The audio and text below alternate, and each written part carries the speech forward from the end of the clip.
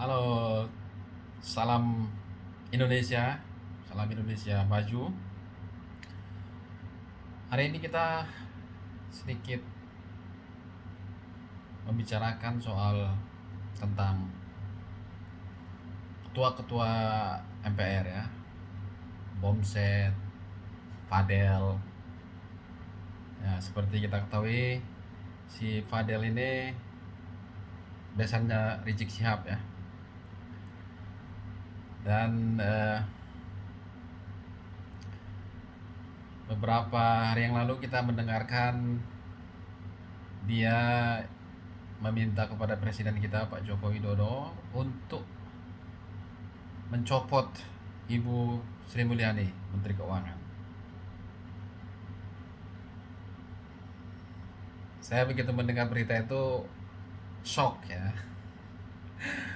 Eh, Seorang Menteri Keuangan yang berkelas internasional ya, seperti Ibu Sri Mulyani yang pernah bekerja di World Bank, di IMF, dan mendapat banyak sekali penghargaan-penghargaan internasional atas dedikasi dan kinerjanya. Tiba-tiba seorang Fadel yang mengaku ketua MPR, majelis apa? MPR itu apa sih? Apa sih gunanya MPR itu? Aku juga nggak ngerti ya. MPR Majelis Permusyawaratan Rakyat gitu, yang notabene ya mewakili rakyat bermusyawarah. Dan aku juga nggak ngerti itu tugas MPR itu apa. Kalau dulu zaman Soeharto ya istilahnya kekuasaan tertinggi itu di tangan MPR ya, bisa memilih presiden, bisa macam-macam deh, kekuatannya penuh. Tapi sekarang fungsinya apa?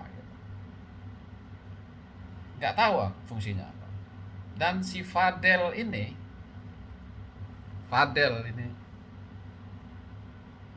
dia mengatasnamakan rakyat, meminta Ibu Sri Mulyani dicopot hanya karena ya katanya nggak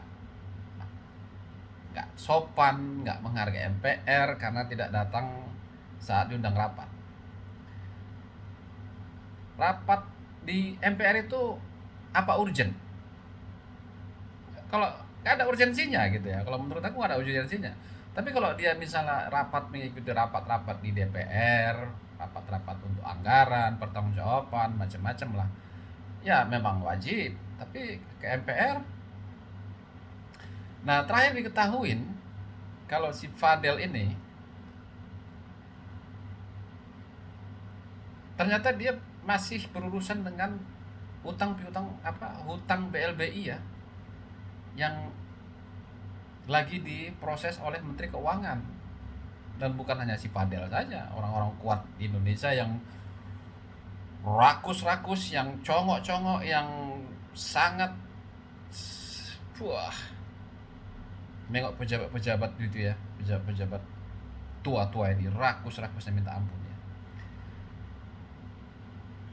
Jadi dia tuh karena mungkin takut utangnya dibredel sama Ibu Sri Mulyani, sehingga dia mencoba bagaimana caranya agar dia tidak membayar hutang dengan mengeluarkan isu-isu murahan seperti Ibu Sri Mulyani tidak ingin mendatangi atau mengunjungi rapat-rapat yang mereka adakan. Tetapi setelah diketahui bahwa si Fadel ini punya hutang kepada negara, hutang BLBI, ya dia sedikit mundur teratur ya. Jadi manusia-manusia di MPR ini yang katanya mewakili rakyat ini memang minus rasa sosialnya tuh nggak ada gitu ya. Setelah Bu Sri Mulyani memberikan kenapa dan apa alasannya makanya anggaran untuk MPR dikurangin, kan sudah jelas itu semua untuk rakyat. Dan disitulah nampak keberpihakan kepada rakyat yang sebenarnya.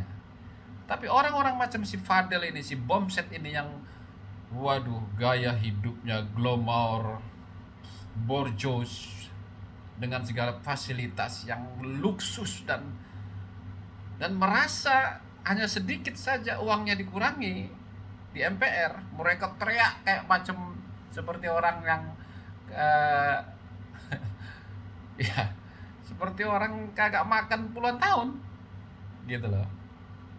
Dan mereka kayaknya jatuh miskin gitu. Orang-orang seperti ini ya seharusnya tidak lagi terpilih atau mendudukin jabatan-jabatan penting di negara ini. Makanya saya sangat mendukung Bapak Jokowi ketika dia merekrut anak-anak muda menjadi staf khususnya atau jadi menterinya, atau ini regenerasi di bangsa kita ini, di negara kita ini harus ada mental-mental seperti si Fadil, si Bomset ini yang selalu menjual nama rakyat, tetapi akhirnya mereka sendiri meludahi rakyat dari kelakuannya. Itu tidak bisa di acceptable ya. Itu tidak menggambarkan rasa pri kemanusiaan gitu. Jadi dukungan saya kepada Ibu Sri Mulyani, saya yakin rakyat mendukungmu, rakyat yang waras ya, karena banyak juga rakyat Indonesia yang tidak waras.